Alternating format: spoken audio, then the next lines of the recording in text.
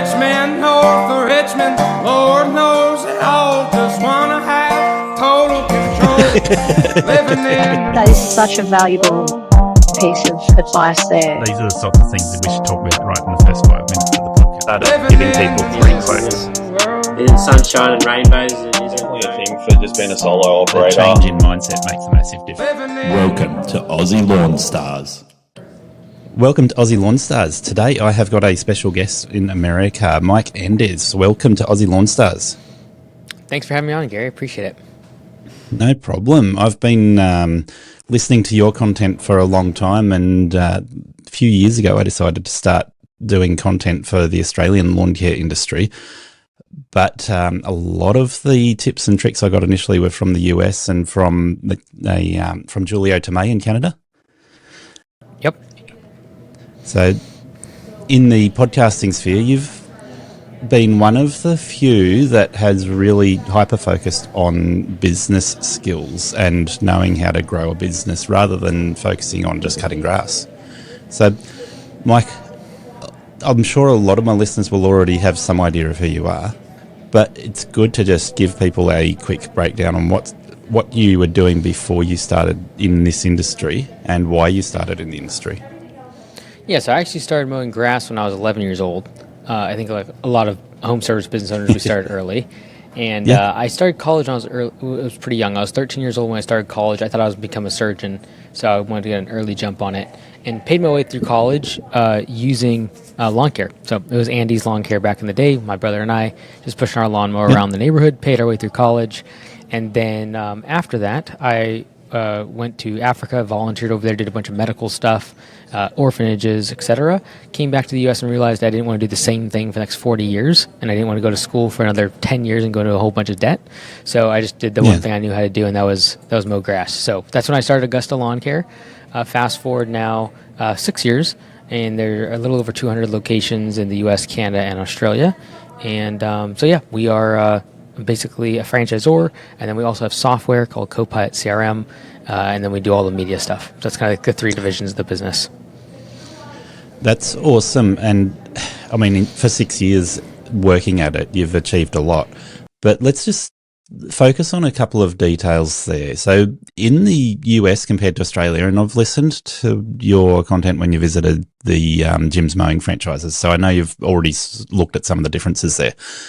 It seems that a lot of guys in the US very quickly move to growing their business, having employees, and I think one of the factors that comes up is the cost of labour in the US is a little lower than in Australia. Do you see other factors that are really important there, or is that just something which people aspire to there? Yeah, it's interesting because I think both countries have a kind of this inherent desire in the culture to work for yourself. And so I think in Australia, it is very, very common to be a sole proprietor or solo operator and working by yourself, kind of having the most autonomy and freedom. And when you scale a business, even though from a financial perspective, you might get more financial freedom, if you have a bunch of employees, especially when you have 2, 3, 4 employees, it actually ties to the business even more because now you have 3 or 4 other people's schedules, dependencies, issues, and problems become yours. And so, like when I went over to Jim's, I think I talked to like their top 1% of their, or 2% of their system. I think only about 5 or 6% of them have any employees. Whereas like our owners, immediately we're getting employees, we're scaling up to 5, 10 employees pretty quickly. So it's very different. I've always thought it's very unique. The thing is, to your point, it's much more costly, the labor in Australia. Also the mindset of like wanting to work for yourself is so much greater, and home services is such a low barrier entry. A lot of people are like, I'll just go do it myself. Also, I think the kind of the sales and the marketing aspect in Australia is so we have locations over there, and they have scaled to multiple employees, and it's a function a lot of times I find of like the web design, the sales, the marketing, the salesmanship is something that is still there's so much opportunity because there's so many solo operators. And so as much as it's like, there's so many solo operators, yes, like you can differentiate yourself so quickly though if you have a great website, if you have great systems in place, if you actually train your employees, if they use pay for performance. And so, yes, the wages are higher, but also the rates that we're charging there are much higher. So over here, I might get $70 to $80 an hour to mow grass, whereas there I could easily get $120, $150. We've seen some location do $200 per hour. And so it is very much of a cost of living difference. And so, but it's also a cultural thing. So on the culture, and you've just used a whole bunch of words that light me up when you start talking about mindset and the business aspirations of people. What I've been saying to my audience for a long time is that in Australia, we have a grow, shrink approach to business. So we start out solo, very focused on being a solopreneur and, a business that is wholly reliant on my labor. But then at some stage we go, well, there's a lot more work out there. Let's we don't call them an employee, we call them an offsider. And when the offsider is difficult to deal with, we just fire them and reduce our customer load and go back to working on our own. So a lot of people do that. My thoughts there is that mindset, that you use the word mindset, and it is very much a way of life to go, okay, I'm in control of everything, but I can't have other employees, otherwise I'm not in control of everything. So once you start talking to people, and I've interviewed a number of people that are in HR roles to try and give my listeners a bit of a view into what it's like to start doing those other factors in running a larger business. So what do you need to think about to have a team? Do you need to start implementing documents and, like the words you used, systems, so that your employees have clear expectations and they can also have expectations both directions, so that it's easy for them to know where they sit in the business? Yeah, like in anything in life, you take on risk. And so if you start a business and you leave your 9 to 5, you take on risk. If you hire employees, you take on risk.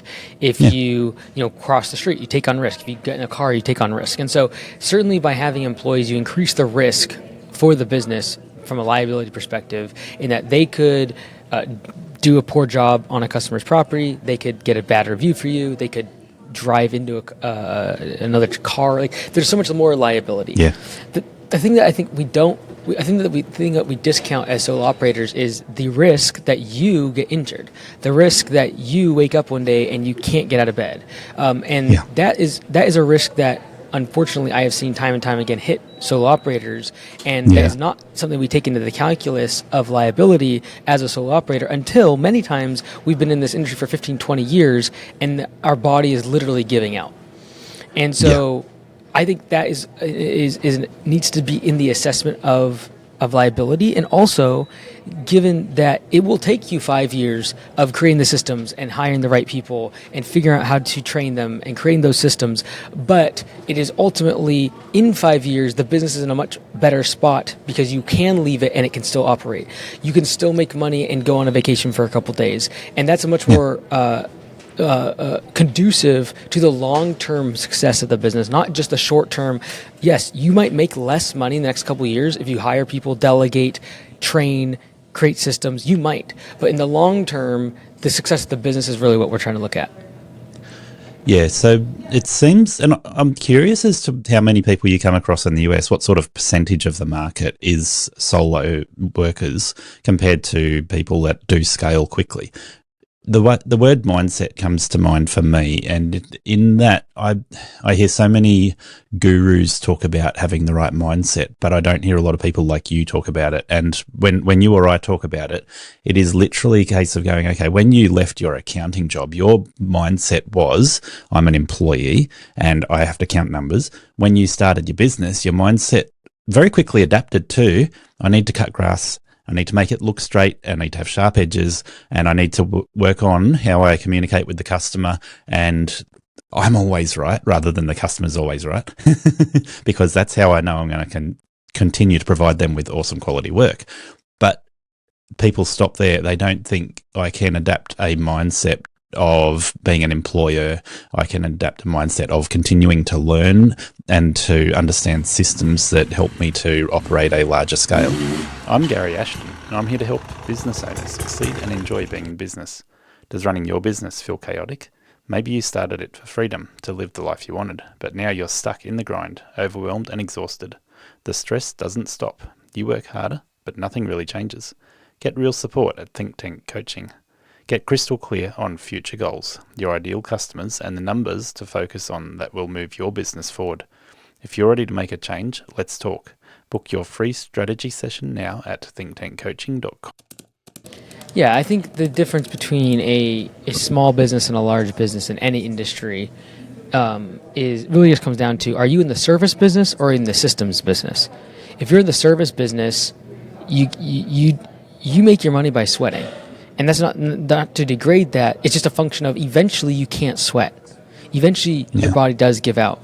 And so when I think down, again, this comes from a place of after 5 years of growing my business and being out in the field and eventually getting stuck underneath the dump truck and almost dying because I didn't have system in the business, because I did not do all the things I talk about. And so it was literally from a hospital bed I started writing down all the things of systems in the business that would have prevented that from happening to me. And so my whole objective in creating systems is not so you grow a bigger business or you have employees. It's so that your family that you're providing for doesn't go hungry or one day wakes up to no paycheck because you didn't do the hard work of putting in creating systems for the business. And that's really where it comes from.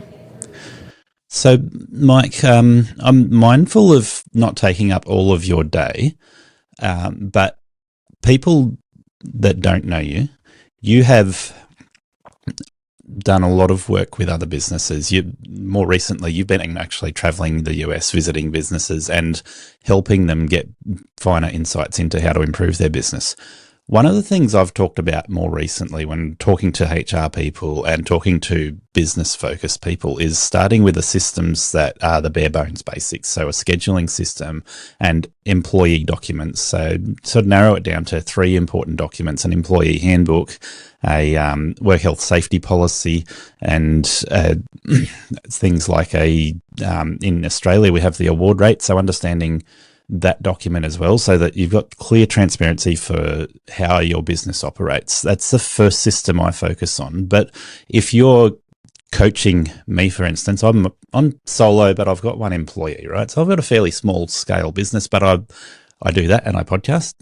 If you're coaching me, what are the systems you're going to highlight straight up to say, all right, if you want to put on more employees, you want to find more work?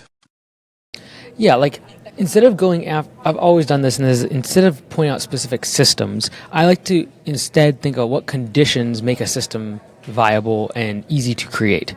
And so the reason is because every single aspect of the business needs a system. How I load the truck, how I fuel the truck, how I clean the truck, how I unload the truck, how I start at the job, how I do a walkthrough with the customer, how I do an upsell. Every single thing in the business needs a system, technically. Yeah. So instead of discussing, here's the individual system for how to load things on the truck, I like to think of it as what are the conditions by which systems are easier to create.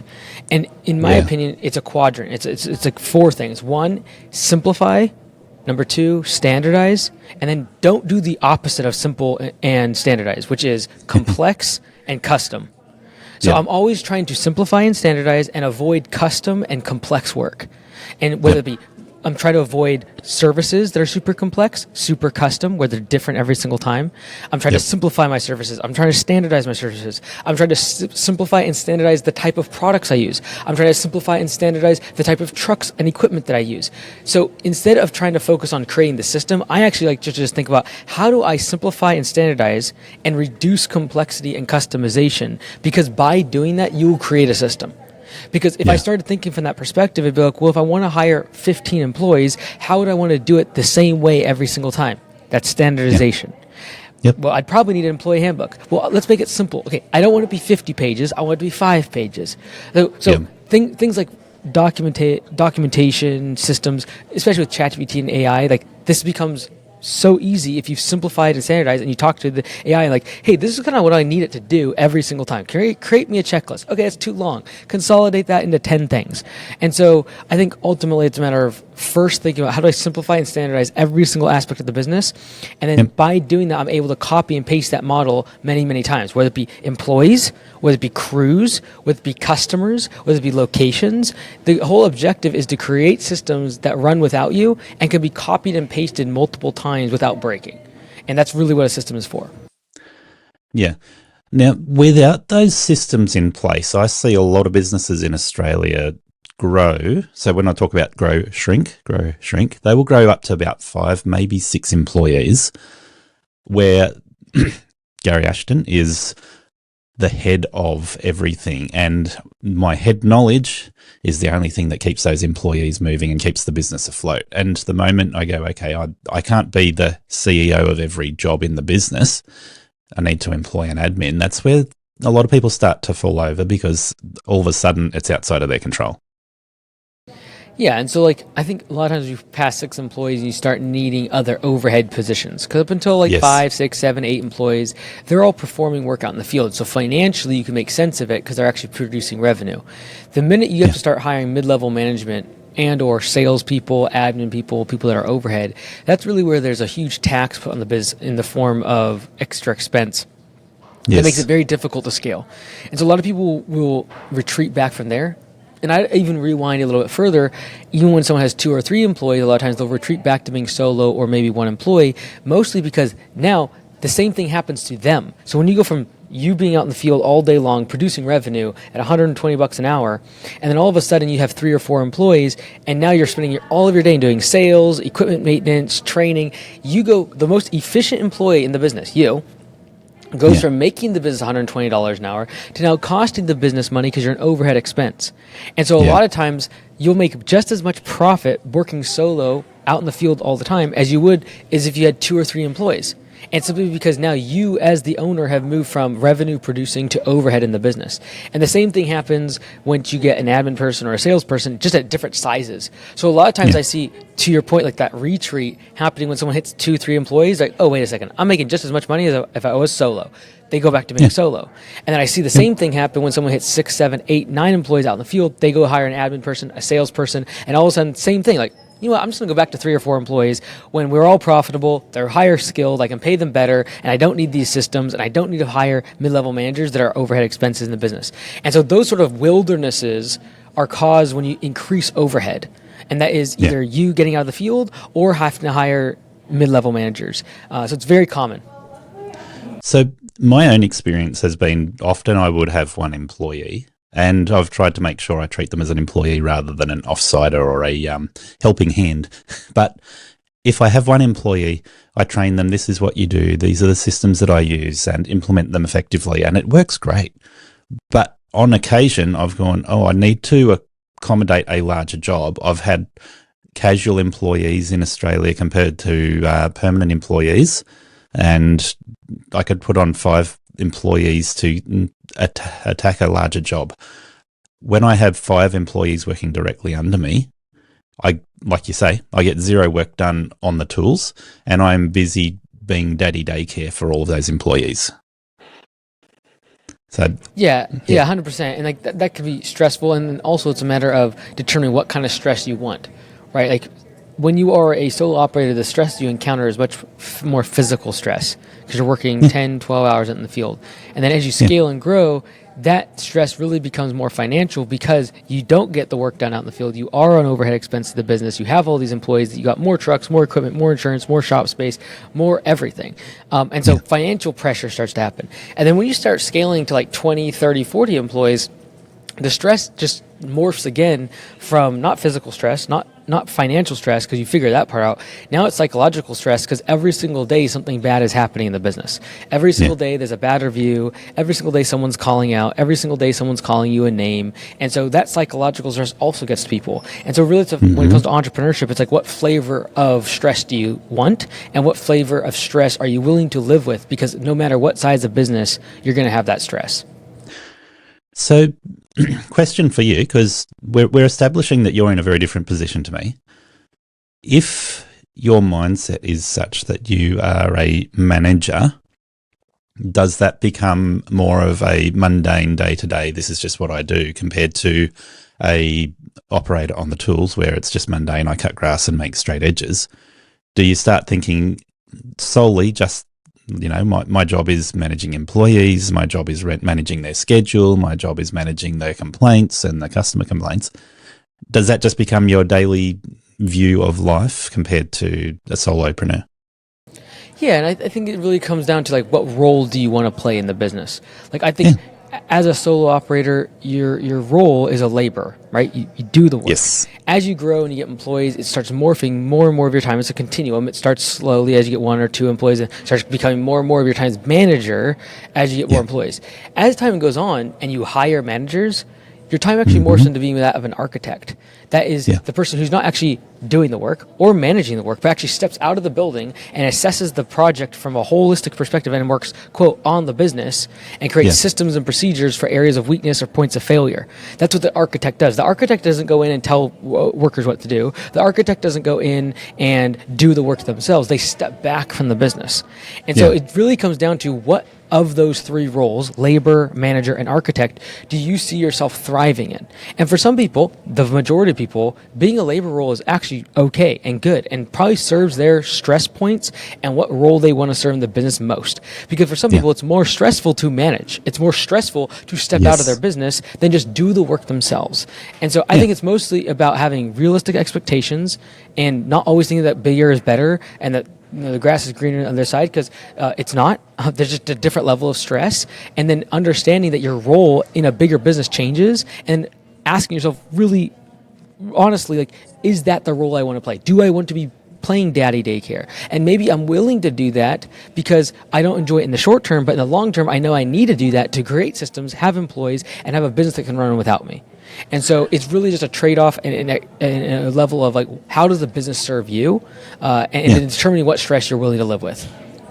Yeah. So one of the mistakes I've made, and I've seen other people make this mistake even worse than I have, but it's hiring the wrong people. So when I've hired somebody, my first goal was hire somebody that I can look in the mirror and go, oh, it's Garry Ashton. He works hard. He does a good job. He knows how to work with customers, and he enjoys doing that sort of work.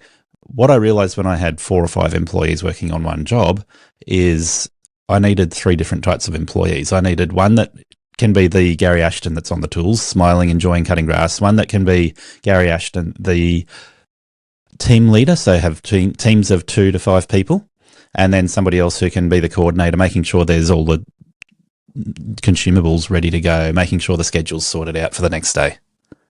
And so there's 3 different roles that I had to look at hiring for rather than just replicate myself. Yeah, I think a lot of times your first employee will look a lot like you because we all do hire based upon, like, I am good, therefore I will hire someone good, and usually that good looks very much similar to you. You also have to be real, like, if I actually hire a duplicate of myself, they probably go start their own business. And so going out and trying to find an entrepreneur that checks all your boxes means they probably won't stick around very long. So sometimes it's like, again, simplify. How do I standardize and simplify a system by which people that don't have as much skill as me, don't have as much ambition as me, don't necessarily want all the size of business and the money that I want in my life? How can I make sure they're successful in that role, and then not look for the unicorn, because the unicorn is going to probably go away if they do join your business. Yeah. And that's one of the things I've been saying coming out of COVID, where in Australia, COVID meant that there was a lack of labour available. It was really hard to find labourers. Now it's much easier to find labourers again, but the mentality that people don't want a job, they want to steal my business, means that I seek to have control over everything in the business, which makes it very hard for me to then assign a team leader to go out there and do work that I'm not supervising. Yeah, and I think that fear is what keeps people from hiring. It's what keeps them from sharing information with their team. And it ultimately is a self-fulfilling prophecy, because if I don't trust my team and I don't share information, if I keep withholding things from them, if I micromanage them, yes, they will leave. And so, yes, there's a risk that you take in doing that, but the risk of being a micromanager or being the person that is overbearing on a great employee is also a great way to lose them. And so that risk is certainly there, and especially in home services where the barrier to entry is so low. If someone has the skill, they can take the customer. And so what I see so oftentimes, especially in Australia with that mindset, is it just causes people to not trust their employees, withhold information, and therefore they never keep or retain good team members. Yeah, exactly. And that seems like I mentioned, that's a cycle that people will go through. They will try, then they'll reduce and go back and work on their own. Then they get too busy, they try again. But I guess this is where I want to just focus on you for a second. Efficiency is the thing that rules a business and the decisions you make as a small business owner. Right Mowers give you the options in their product lineup to match efficiency with size, fuel usage, and the type of jobs you want to target, from catching to mulching or side discharge, from roadside verges to acreages, and manicured lawns to 6 feet tall and super long. I've been using the Right Standard I 42-inch with a Catch Pro for manicured areas and the Standard ZK61 to maximise productivity for large open acreage mowing. If you need to replace your push mower, try the 32-inch Standard B. If you have more open access to residential properties, there's a 42 through 48-inch option that suits you. And if you want to enter the acreage market, the 52, 61 and 72-inch machines have choices in engine size and model type to suit the work you want it to do. Right standards go the distance, saving you time and money season after season. In Australia, there's not a lot of people named Mike Enders. And when people are looking for how can I manage this successfully, rather than having that self-sabotage, that micromanage approach, and I want to be in control, they're all forms of self-sabotage. They go, oh, I need help. How do I actually implement this well? That's where the opportunity, and I've seen a few guys in Australia. I don't know if you remember the name Jack Hamilton. I'm pretty sure he sought out your services a few years ago. Yep, I remember now. Yep, and he's transitioned from predominantly a lawn care focused business to a stump grinding business now, and doing phenomenally well.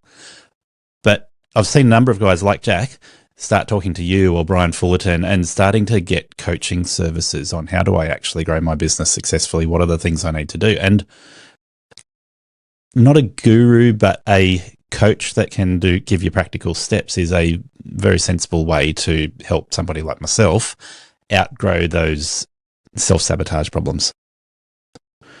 So are you offering services like that currently? And are people in Australia in a position where they could send your team a contact and say, hey, Mike, I'd like some personal coaching?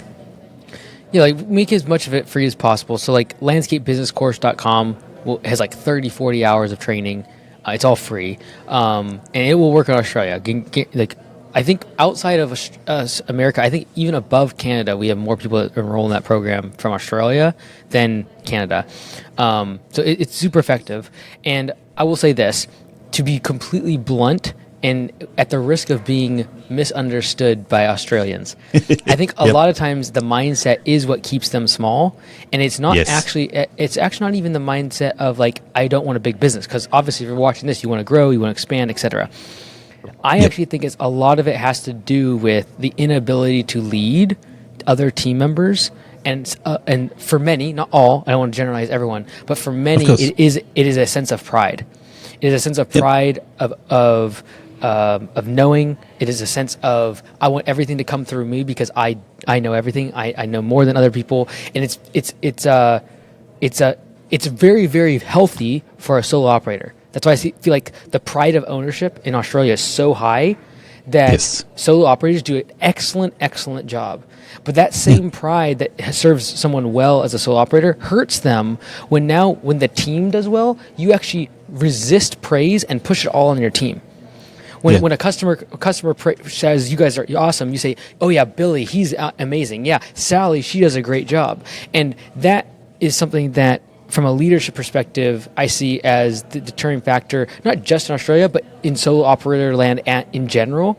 It is a huge hurdle to start leading a team and being humble and allowing praise to flow to them, and then absorbing all the bad stuff instead of giving reasons as to why it's someone else's fault. Now you're really getting into the thought process that's in somebody's head and the mindset that actually shifts the way they view the world, right? And that makes a huge difference to how we approach things. One of the things that comes up in Australia is solo business. And I know when you were visiting the Jim's Empire, you would have looked at this pretty closely. You mentioned it in some of the work you were doing at the time. $120,000 a year turnover is very achievable in Australia. And I talk to solo guys that are hitting $200,000, $250,000, even over $300,000 a year on their own without any employees.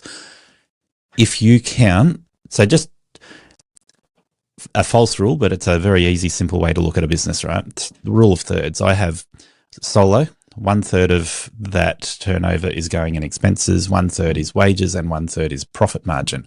If you follow that and you try and get your numbers to line up with that, your business is probably going to be okay. And at $300,000 turnover, that's a pretty healthy looking business. But when you put on 5 employees and an admin staff, and then you start going, well, on top of the admin staff, do I need to have a HR person or a mechanic on the tools, a couple of other roles like that? Can I juggle it all myself? How many people do I need that are overhead only?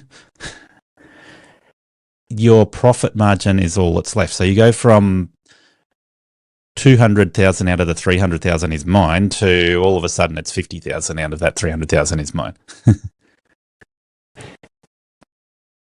Yeah, and I think that's why so many people stay solo or go back to being solo. And I don't think it's a bad choice for so many people, especially in home services. It's just such a great industry to be able to do that in. I think the thing that I encourage people to think about is if you can't be removed from your business, you don't have a business. You have a job. Yeah. Yes. And so, yes, the job in this case is your employer is yourself. Cool. You sign your paycheck, which now all the responsibility is on you. And I do look down the road 10 years and ask, what's going to happen to someone's body after doing this for day after day, month after month, year after year?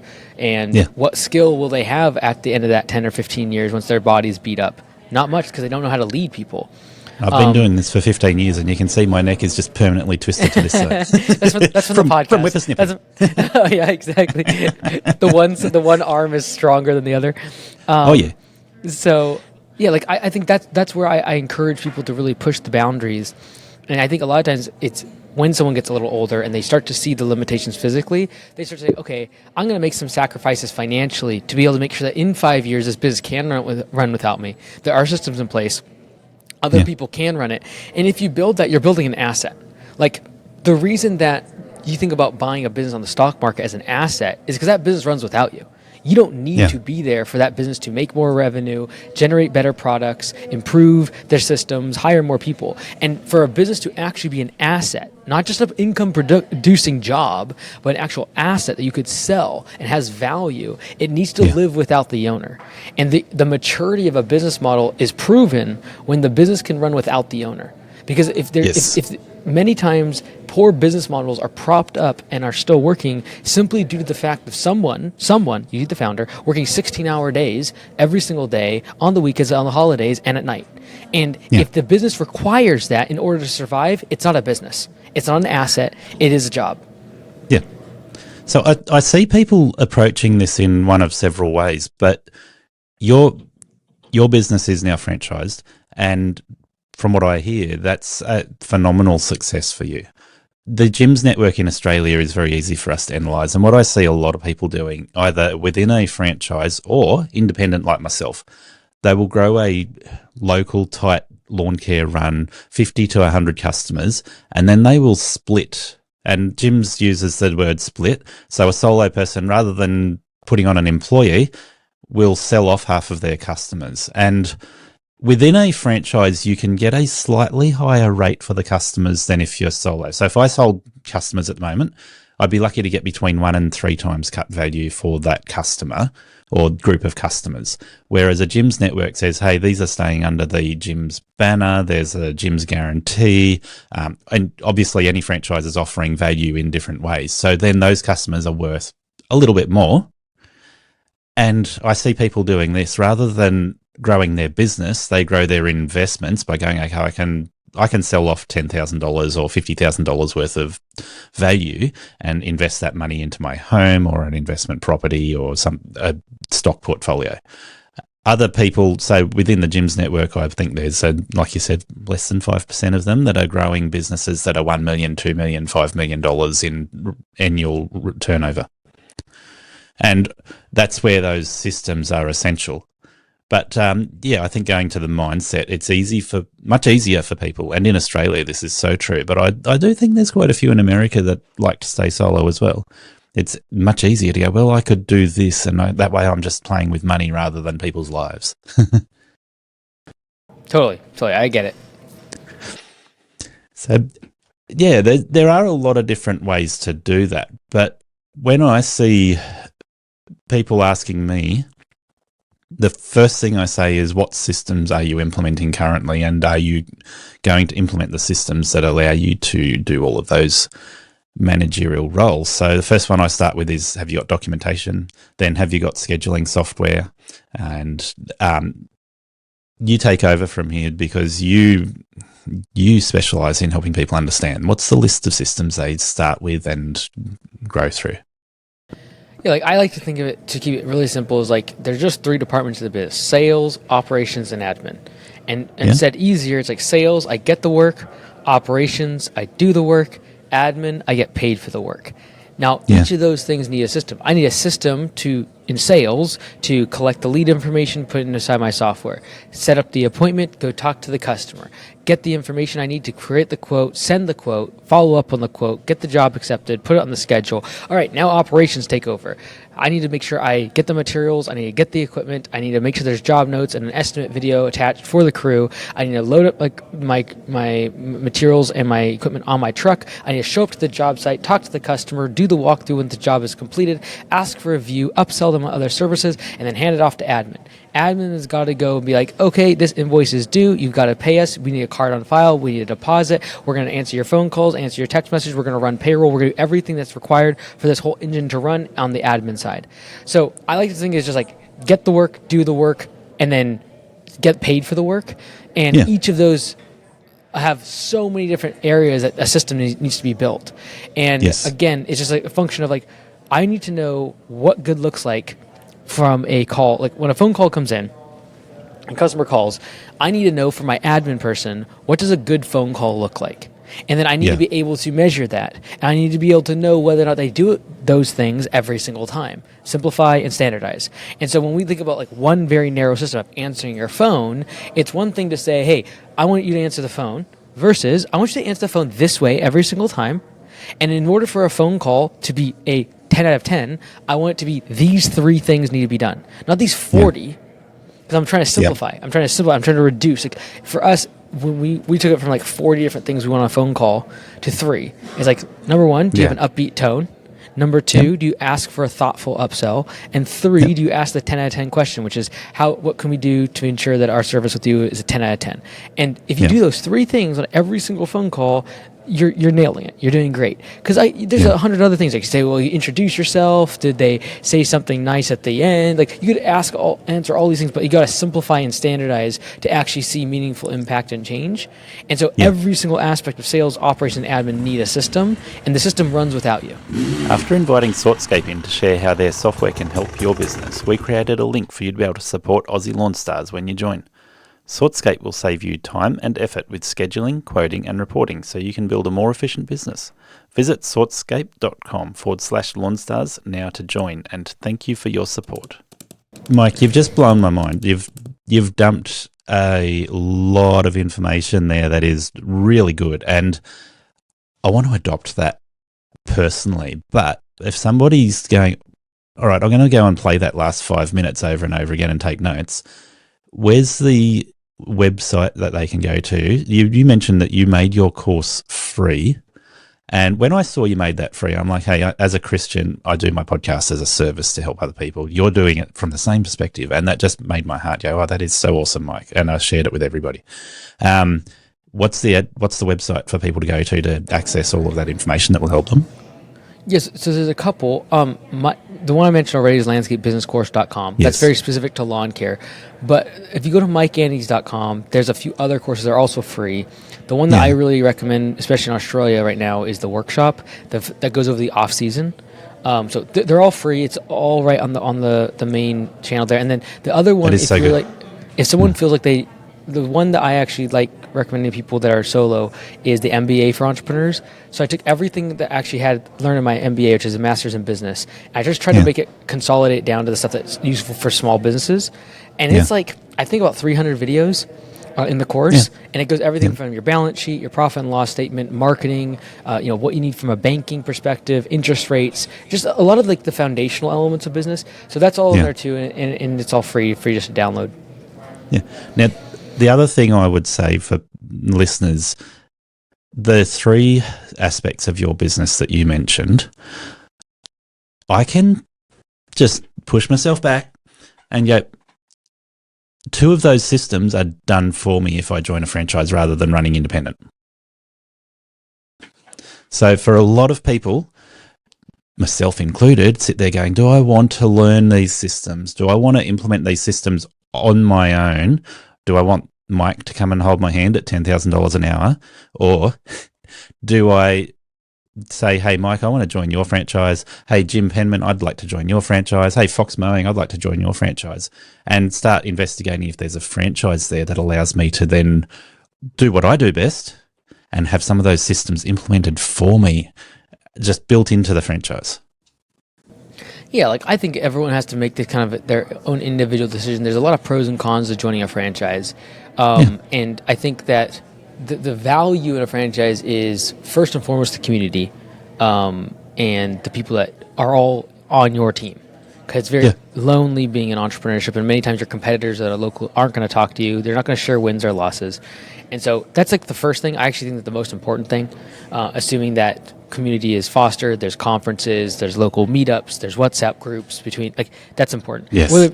And I would just remove this label of franchise with community, because you can get this to some degree in like a Facebook group or a local meetup or a group or a course or something like that, a mastermind.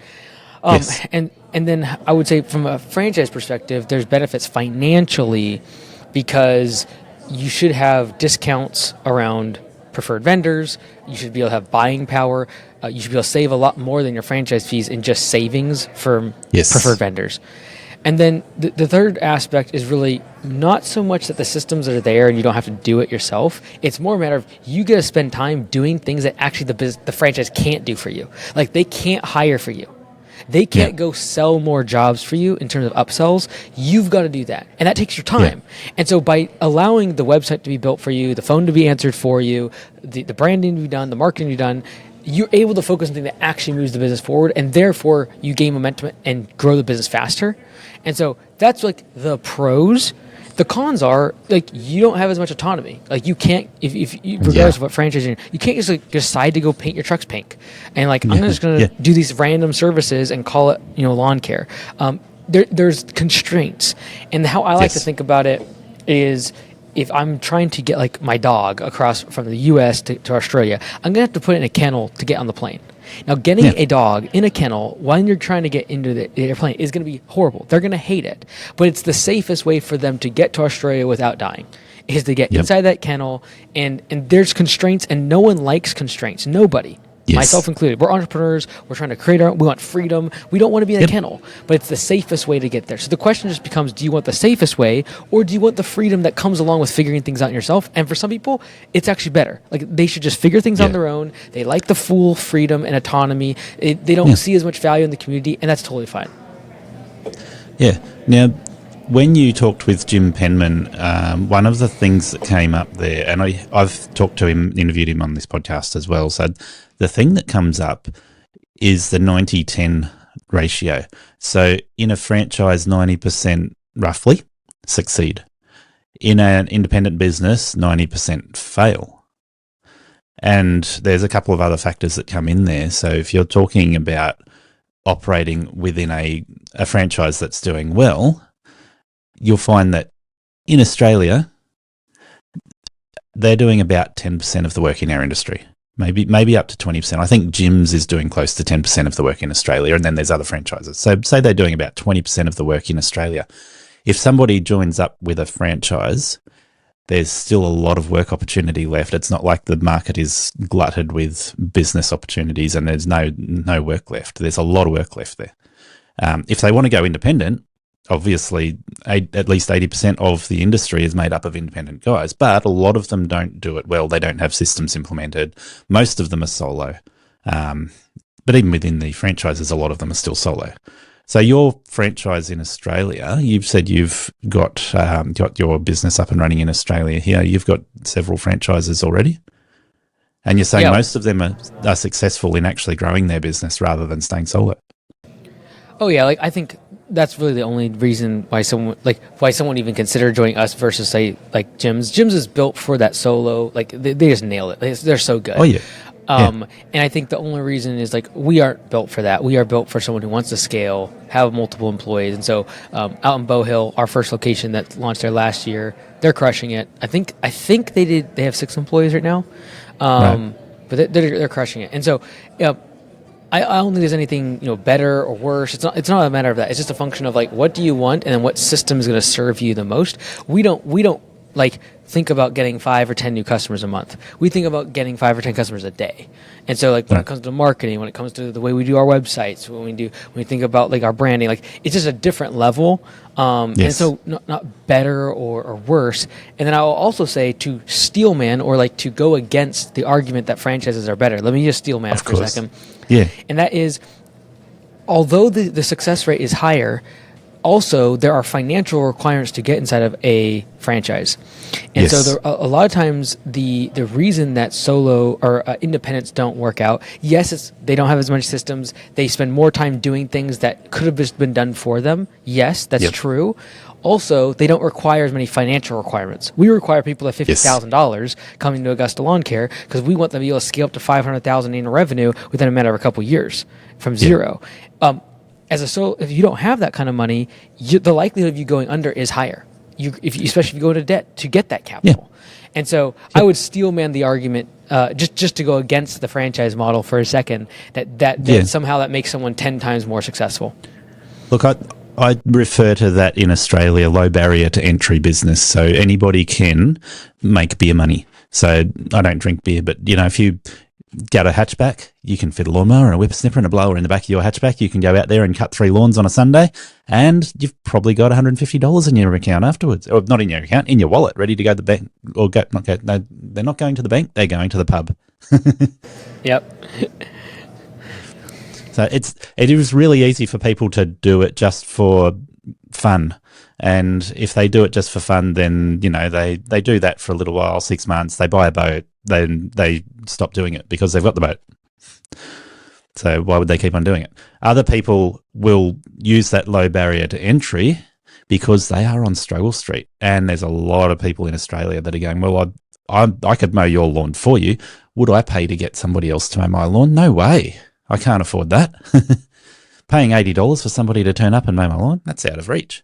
But I can offer that service in a what we call a wife beater, which is like a ripped singlet.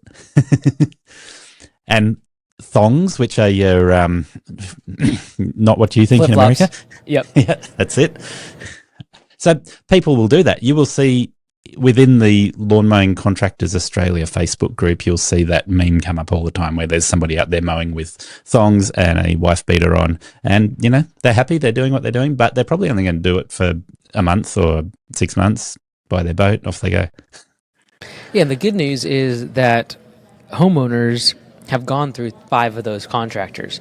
And at first, if they're the price shopper, bargain hunter type homeowner, yes, they will choose that person. But after getting a new provider every year for 5 years in a row, and someone who has a lot of money, has a second house, goes out of town for 6 months of the year, they're like, forget that. I'm going to pay a little bit more for a company that's going to stick around. They have multiple team members. If someone goes down, they got another person behind them. And so that's where I feel like, yes, there's always going to be the people price shopping. They're not your customer. Move on. Get someone else that has been through 5 of those other people and realize the value of having a provider that keeps showing up. Yeah, I interviewed a lady who is focused on the profit first business model. So that has a whole system set up in Australia, which is awesome. But she dropped a line, you can charge whatever you want if you make sure you answer those questions. Yes, I'll be here consistently and do a good job. And I think saying you can charge whatever you want copped a little bit of flack. I've had a couple of people say, no, you can't charge whatever you want. There is still a price limit, right? I've said in Australia, the magical number is $80. People are just, they can, and even somebody who's on a shoestring budget and they're starting out of the back of their hatchback, they go, I could part with $80 if I need to get my plumbing fixed, or I could part with $80 if I am shouting the kids pizza for the weekend or whatever else. They can do it. So when somebody says, I'll charge $80 for your lawn, yeah, I can do that. But if they say it's $85 or 80 plus GST, or outlandishly, your lawn's a corner block, that's $120. It's outpriced. So part of what I have focused on more recently is going, okay, if you work on word of mouth, which is an awesome way to work your business, you are limiting yourself to only people who see value in that one thing that you do, which is I do a good job and I'm consistent. Word of mouth is awesome. It builds that business and you get 100% success rate. So your brain says word of mouth works awesome, but when you dropped 10 flyers up that street and you got 0 responses, your brain is telling you that marketing is a waste of time and you get 0 value no matter how much effort you put in. So a lot of people limit their business from that point of view and they go, okay, my system proved that all I can do is cut grass really well and hope the neighbours like it. Hey friends, I'm just eating my lunch at the moment, but wanted to give you the heads up. We've got a brand new deal between Catch Pro and Aussie Lawn Stars. If you purchase on catchpro.com.au now, you can get 10% off your product purchases by using the code LawnStars10. So jump on it, save yourself 10%. Just keep in mind this doesn't work with bad workwear, GA spares or Segway. Thanks. Yeah, I think that the mentality like marketing doesn't work. I think in some regard is just sample size. Like if someone was to do 10 flyers and not get a customer, I'd be like, yo, yeah, that's great. What about putting 100 out? Because if you get a 1% response rate, that's excellent on flyers. And it means you got to put 100 out before you get one customer. And so a lot of times we discount that. And then also I can't control referrals or word of mouth, but I can control is when I put out flyers or when I run ads on Facebook or on Google. And so the ability to be able to turn on and off that demand is what allows you to grow the business much more with much more dependability, because when leads are slow, I can turn on the marketing. And so that is many times a thought process of a solo operator, like, oh, I don't need ads. I don't do that. Everyone just comes to me. I'm a solo operator and I just need to get 30, 40, 50 customers, and that's fine. That's fantastic.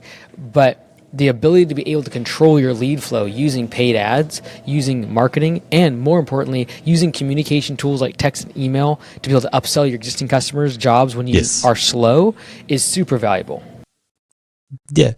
So when people look at marketing, and I did this, right, 15 years ago when I started my business, I printed some flyers and some business cards and I went knocking on doors and dropping them in letterboxes, and I got that 0 response rate.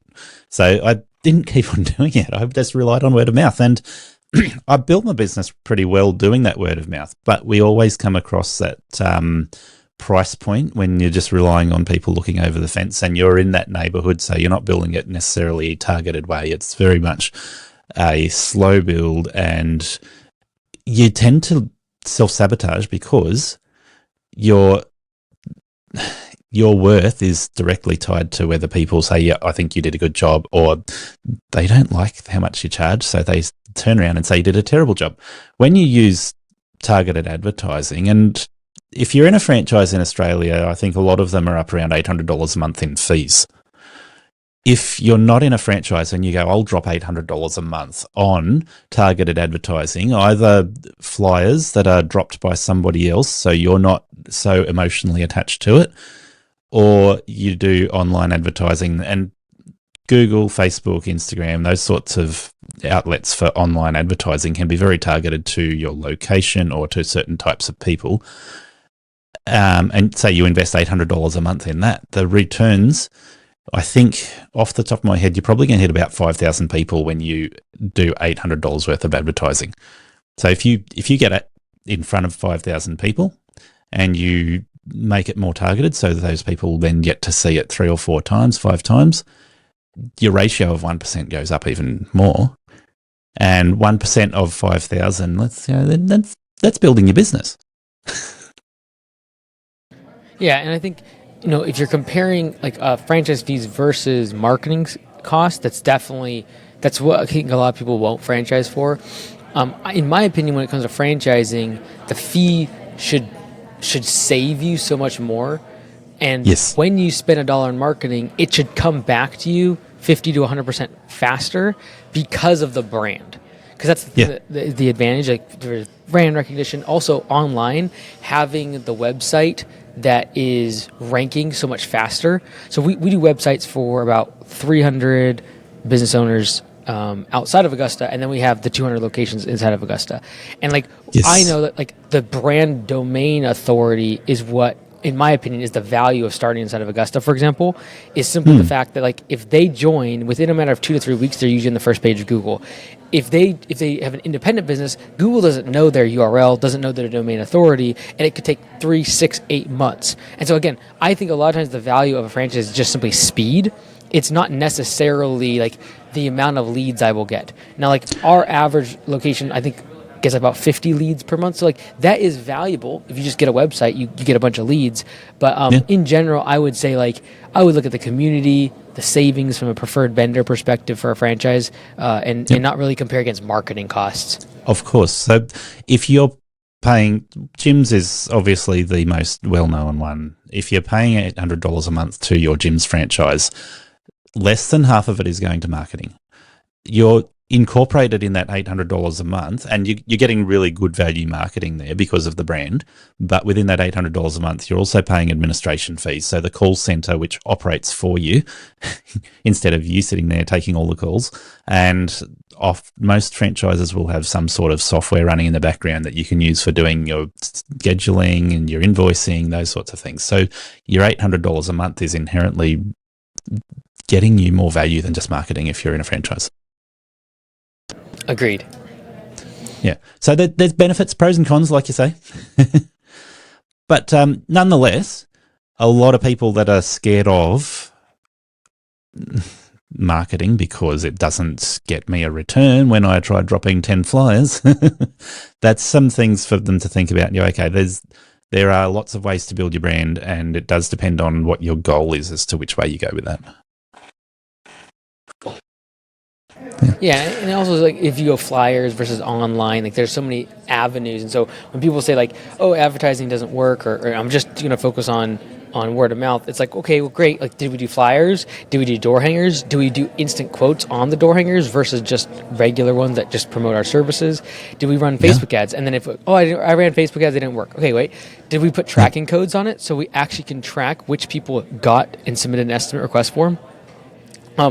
Is your website even optimized for mobile devices? Does it look half decent to where if you drive a whole bunch of traffic to your site, if it stinks, you're not going to get anyone to convert?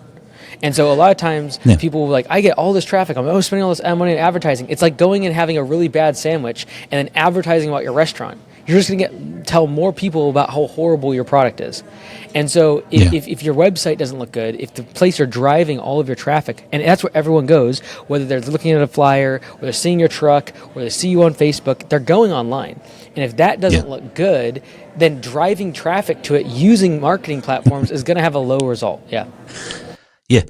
So what a lot of people who haven't gone down that marketing path don't think about is that brand recognition is a lot more than just seeing the neighbour's lawn look nice. And the typical recommendation is 5 hits before your brand recognition starts to mean something to somebody.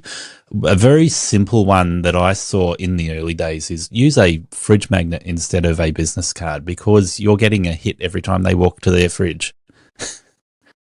So there's a lot of things you can do. Like you say, the whole picture is really important, but there are just simple things you can do to improve your brand recognition. Having advertising on your trailer, so when they see your quality of lawn, they also go, oh, he's put effort in to make sure that he's got branding, not just cutting grass. Yeah, absolutely. And there's a lot of value there. So, Mike, look, I really appreciate your time. I appreciate what you do, and I look up to you because of what you've achieved. So I just wanted to make sure that people get that opportunity to see what you can do. And the difference between Australia and America is definitely there. But people can still achieve awesome results regardless of where they are.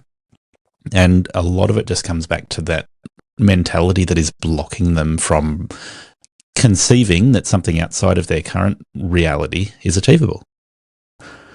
So, look, thank you so much for your time. And I do like to direct people back to your free resources that you've offered. If people are looking to join up Augusta Lawn Care in Australia, and they could certainly consider that as well. Are there any gold nuggets you'd like to finish up with? I think that the vast majority for home services, I think, in lawn care specifically, the only real problem we have with our business, whether we're a solo operator or we have a larger business with employees, is that for 3 or 4 months of the year we lose money. We call it the off season, call it the winter. For you all, it's like the summer. Yeah, we don't get snow season. Yeah. Regardless of what you call it, whenever you have seasonality where revenue drops by more than 50%, it just crushes the business. It's very hard to manage cash flow. It's hard to hire people. It's hard to retain those employees. And so I would just really encourage everyone to figure out, what do you do during that period of time, whether it be offering another service, whether it be starting a completely different brand that has a different demand curve than your current service, and really trying to figure that out. If you can figure out where you can make money every month of the year, regardless of the season, your business is worth something, and it's something that you can scale. As soon as you start digging yourself a hole during the off season, it's just a very difficult, hard business to grow. And so that should be the main preoccupation for everyone, in my opinion. Yeah, so in my area, off-season for me is doing more gardening than lawn mowing. So there's more hedge trimming, there's more hand weeding, there's more putting mulch on garden beds. All those jobs, there's no snow removal. There's probably one person in Australia that does snow removal, and they're probably paid by the government, not actually doing it as a business. But yeah, certainly that is very valuable advice. And look, thanks so much for your time, Mike. I really appreciate what you do. And it's awesome to get to finally talk to you face to face. My pleasure, Gary. I really appreciate everything you're doing for over there in Australia and all the owner-operators over there. I really do appreciate it. Thank you for listening to Aussie Lawn Stars.